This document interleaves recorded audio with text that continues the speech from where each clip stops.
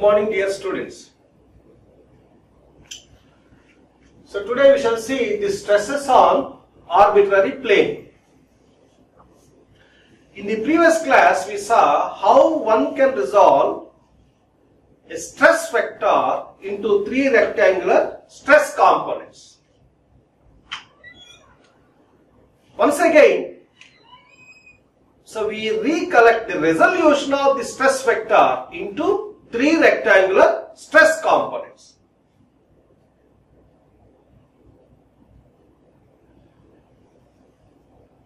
I consider a sectioned object.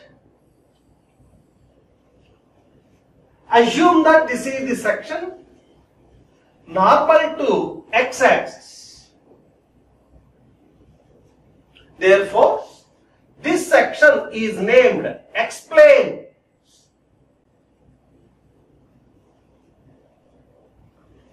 This is the origin of the reference frame. Y-axis is taken vertically upwards and z-axis is taken like this as shown.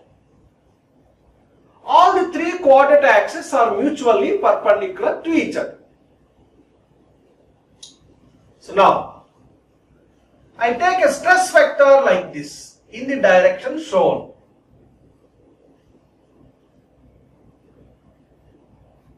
This is the space vector.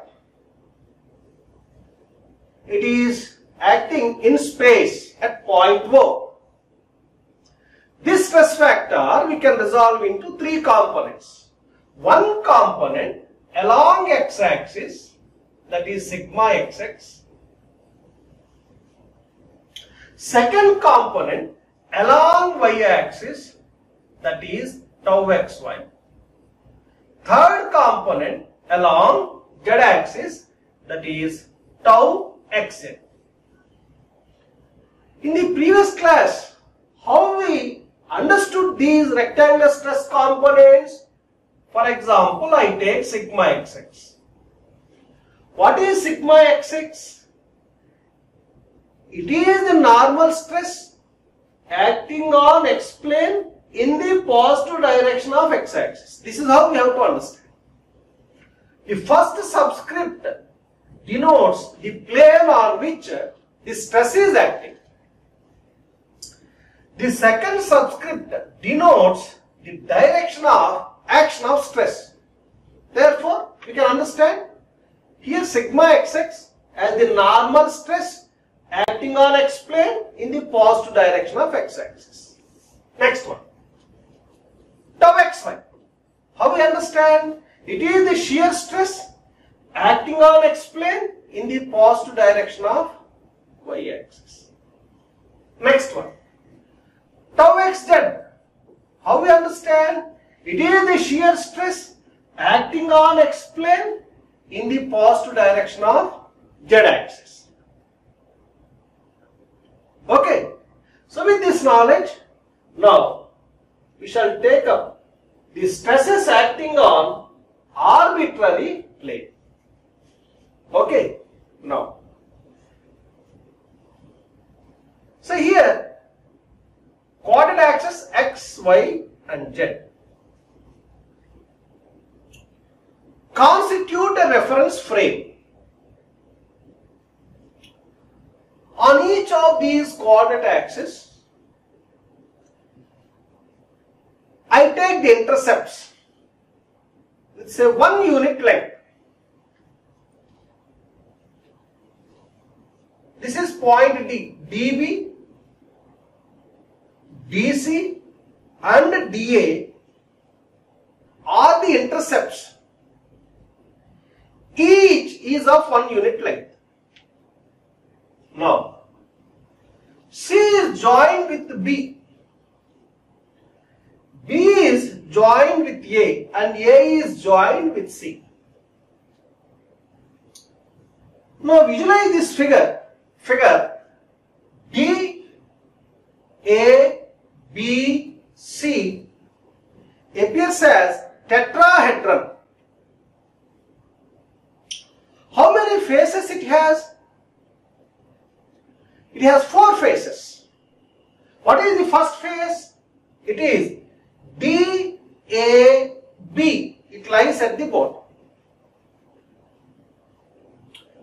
Face DBC, it lies at the rear face. DAC, it is on the left side. If you observe carefully, it is on the left side. I show here by an arrow. If this is the direction of U,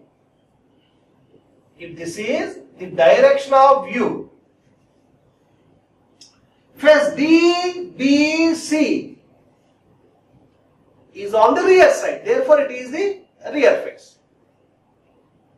Face ADC is on the left side, it is the left face. Face ABD is at the bottom, therefore it is the bottom face. Faces ABD, DBC and ADC are mutually perpendicular to each other. Okay, now plane ABC represents arbitrary plane. Now,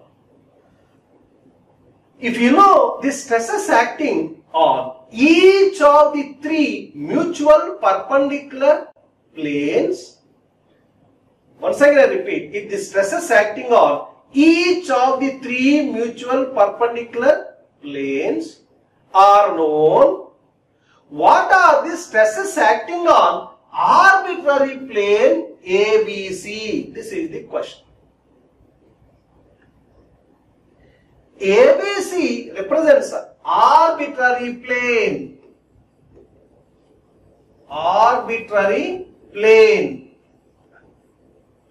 What are the stresses acting on this arbitrary plane ABC?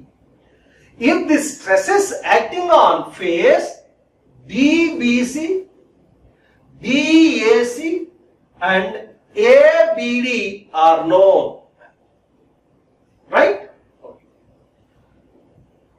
Now each of the three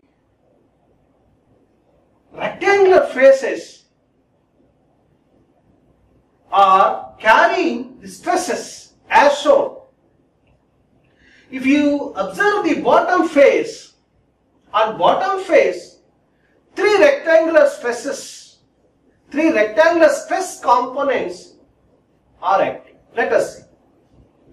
First one is sigma YY. It is the normal stress acting on Y plane in the negative direction of Y axis. Remember, why you say here in the negative direction of Y axis? Because the bottom face, if you see, it is invisible. It is the negative face.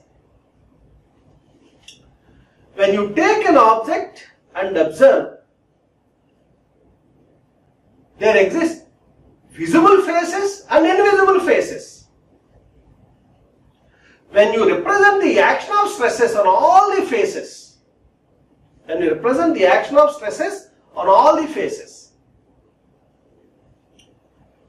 the stresses acting on invisible faces may be oriented in the negative direction of coordinate axis. That we see now. So this is the that we see now.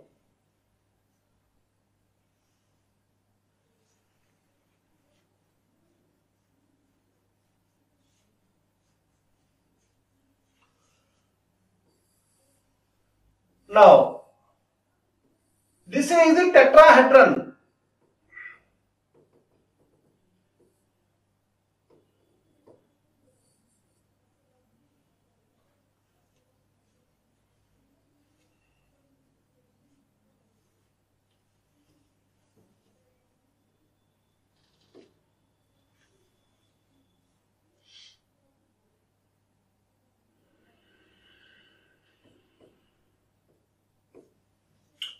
This is the tetrahedron. This is a x-axis. This is a y-axis. This is a z-axis. I say this is the coordinate origin where the face OAB is invisible face because the plane ABC obscures the face OAB, therefore it is invisible.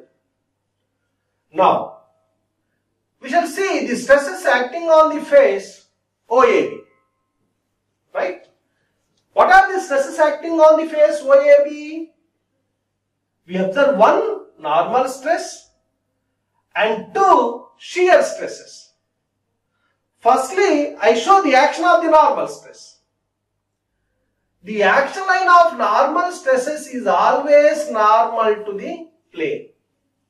The bottom face is named y plane, therefore it is the normal stress acting on y plane in the negative direction of y-axis. For negative phase, you have to take negative direction of coordinate axis. If it is a positive phase, then how you understand?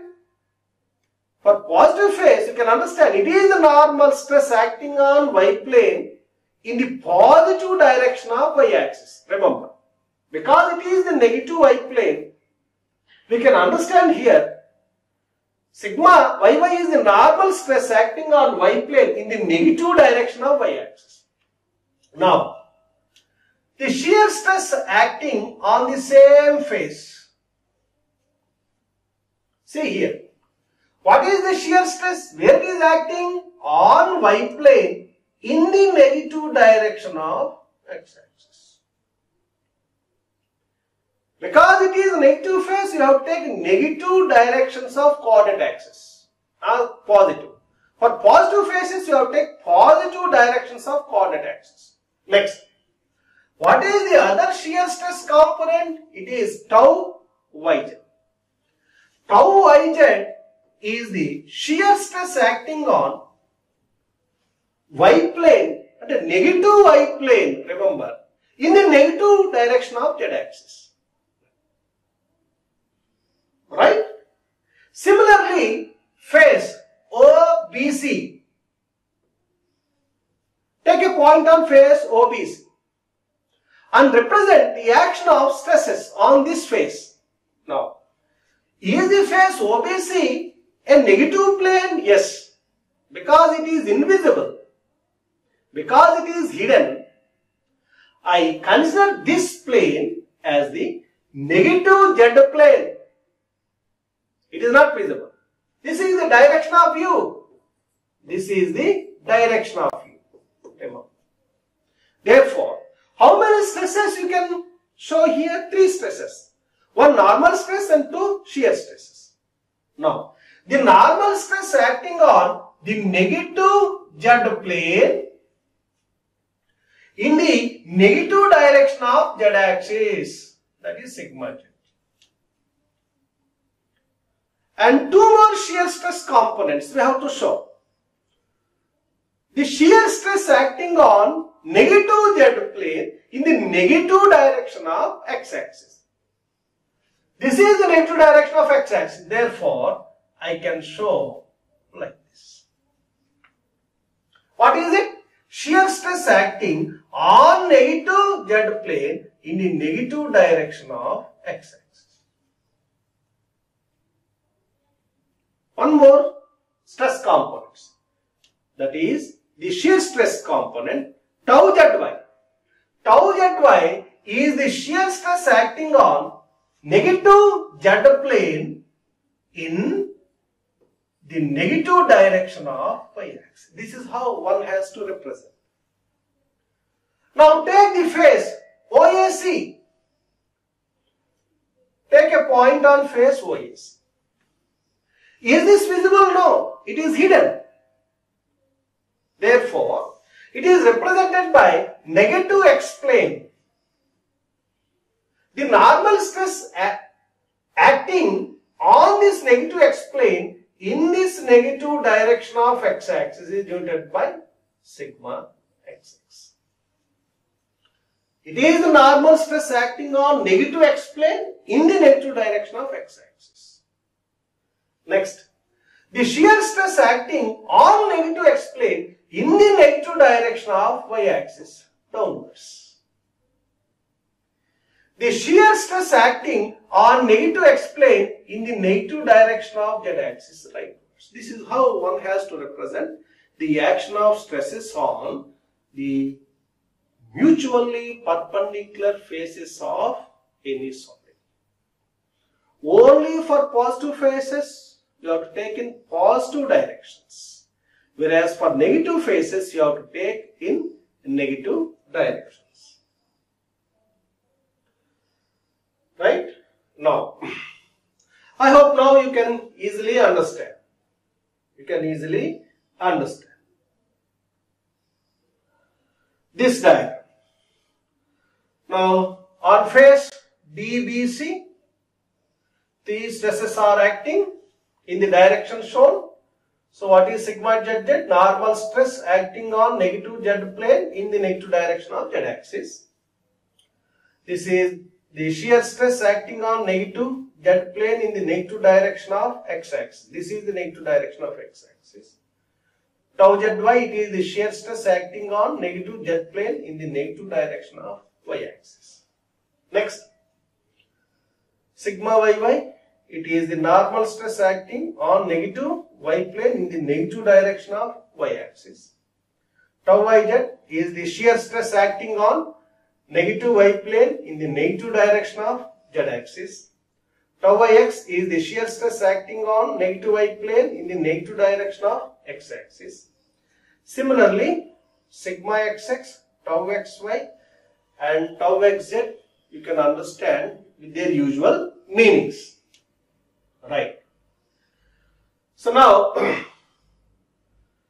the plane ABC represents arbitrary plane. Assume that capital A is the area of this plane ABC. Area of this plane ABC. Capital A is the area of this plane ABC. Now, on this arbitrary plane ABC, I consider a point P, right? At P, I have taken three stress components in the direction shown along X, along Y and along Z. They are Tx, Ty and Tz. They are the unknown stress components which we have to determine. The arbitrary plane ABC is identified by a normal N. For example, this is the plane. How you identify? By a normal drawn outward to it.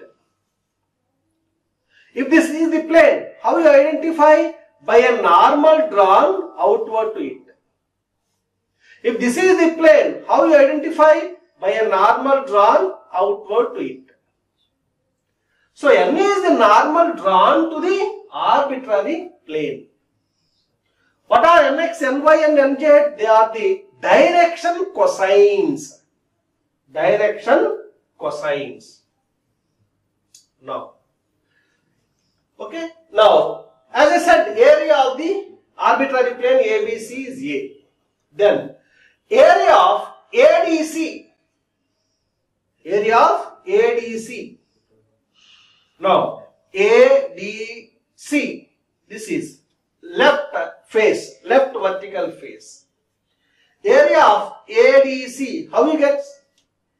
Simply project the area of plane ABC onto ADC.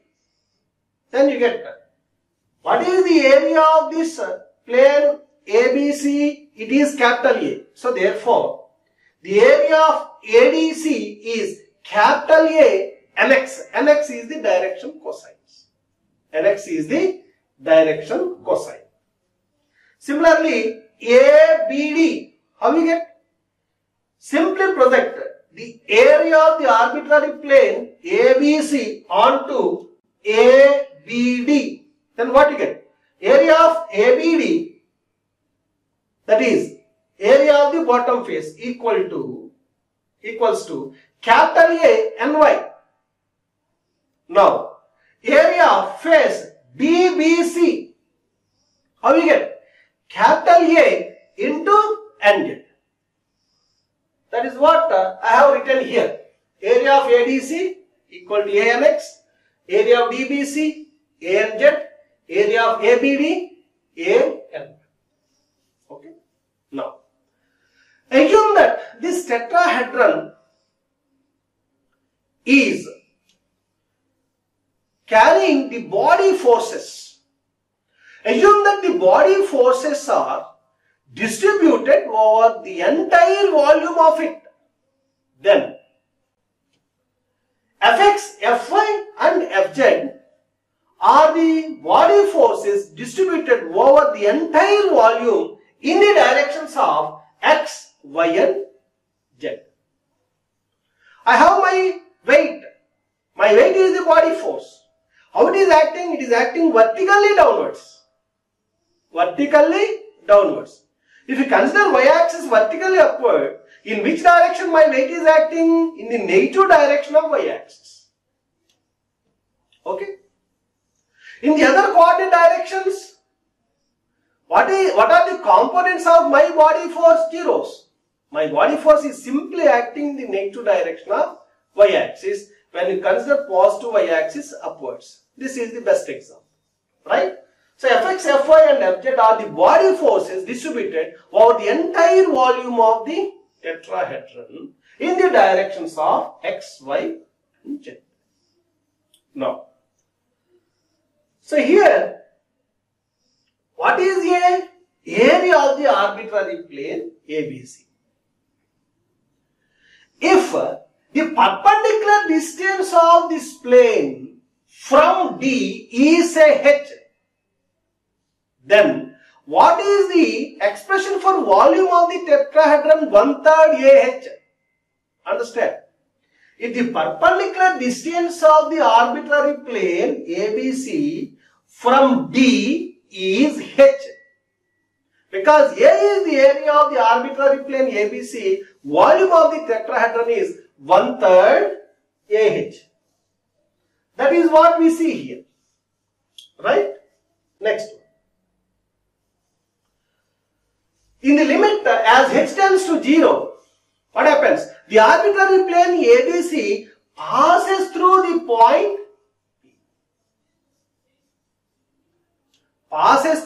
point D. Okay? Then, when the element is assumed to be very small, we can speak all the stresses in terms of average stresses. For the equilibrium of the forces acting on the tetrahedron, the forces in the direction of x-axis must vanish. The forces acting in the direction of y must vanish. And the forces acting in the direction of z must vanish. Therefore, firstly I take sigma Fx equal to 0. What this condition tells us? The forces acting in the direction of x-axis must vanish. Sum of the forces acting in the direction of x-axis equals 0. Understand? No. So what you have to do is, here, we go back and see the configuration of the tetrahedron and the stresses acting on the faces of the tetrahedron. We want here the forces acting along x-axis. What are the forces acting along x-axis? You have to identify carefully. Right? But here we observe the stresses acting. The stresses acting in the direction of x should be multiplied by the corresponding stressed areas. Then only you get forces acting along x-axis. If you want forces acting along y-axis, you must identify the stresses acting along y-axis and they should be multiplied by the corresponding stressed areas. If you want the forces acting along z-axis, you must identify the stresses acting along z-axis and they must be multiplied by the corresponding stressed areas. Right? Now, I identify the stresses acting along x-axis. I take the face D, B, C. What are the stresses acting on this face D, B, C in the direction of y-axis? Firstly, tau x or tau x. This is one stress. Right? And these two are not acting along x-axis. Next one, I take face ADC, sigma xx. Now, I take tau yx, it is acting along x-axis. Next, take arbitrary plane, Tx is acting. So, these are the stresses acting on their respective faces along x-axis. Now, they should be multiplied by their respective stress areas. Now, consider tau zx. This tau zx should be multiplied by the corresponding stress area. What is the corresponding stress area? Simply the area of face DBC.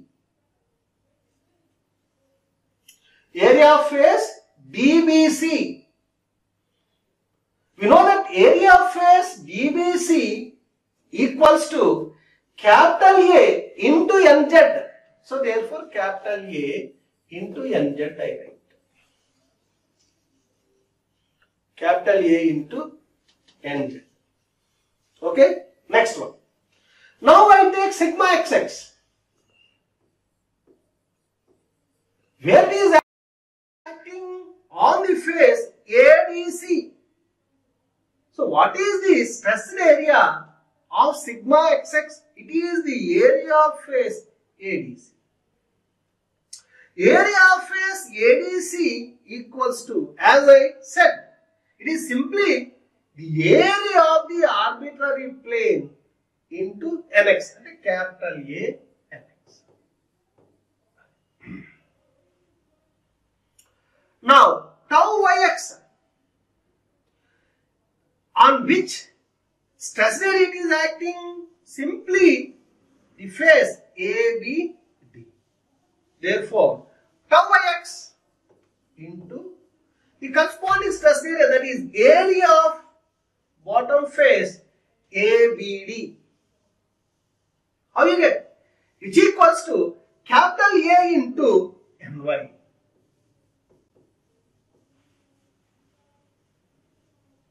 Okay. Now, take Tx. Where it is acting on the area of the arbitrary plane capital A. Therefore, Tx into capital A. Okay.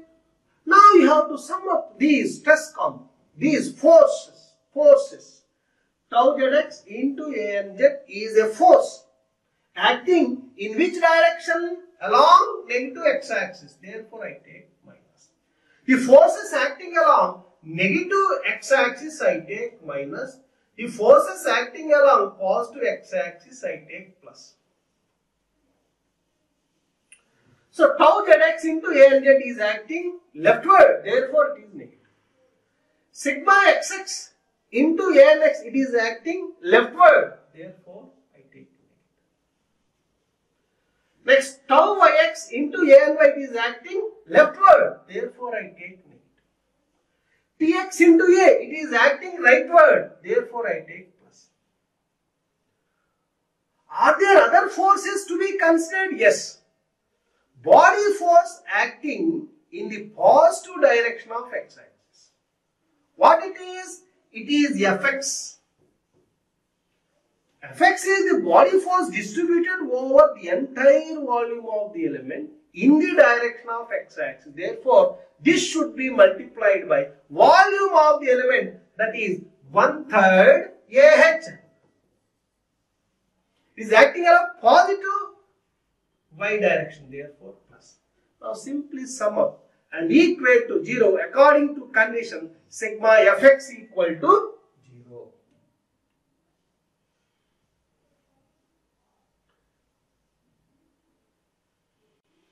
Then you get expression like this. What is common here? A is common.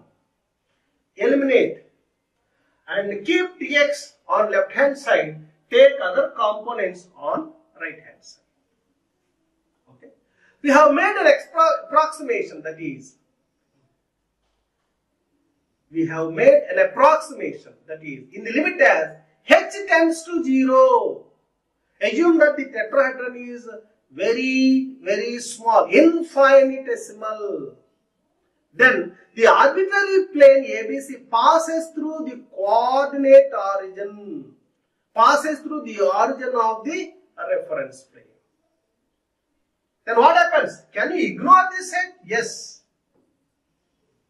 Then this quantity becomes neglected. Ultimately, what you get? Tx equal to sigma xx into nx plus tau xy into ny plus tau xz into nz.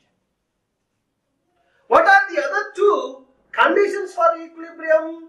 Sigma fi equal to 0 and sigma fz equal to 0. When you write the equation satisfying these two conditions, sigma fy equal to 0 and sigma fz equal to 0, you get two more equations like this. So how many equations we have now? Three equations. One for Tx, one for Ty and one for Tz. When you represent them in matrix form like this, you get a column matrix having the elements Tx, Ty, Tz equal to a 3 by 3 matrix having the elements sigma xx, tau xy, tau xz in first row, tau xy, sigma yy, tau yz in second row, tau xz, tau yz and sigma zz in third row, into a column matrix having the elements nx, ny and nz, where nx, ny and nz are the direction cosines. What are sigma xx, sigma yy and sigma zz? They are the normal stresses. What are the remaining? They are the shear stresses. Okay? These equations what are called Cauchy's equations of stress, or you can say Cauchy's stress formulae. How they help us? If the stress is acting on three mutual perpendicular planes are known, the stress is acting on arbitrary plane passing through the origin of the three coordinate axes can be determined. If the three mutual perpendicular planes considered at a point carry the rectangular stress components, the stress is acting on the arbitrary plane passing through the origin of the reference axis can be determined. This is how they are helpful. Thank you. Thank you very much.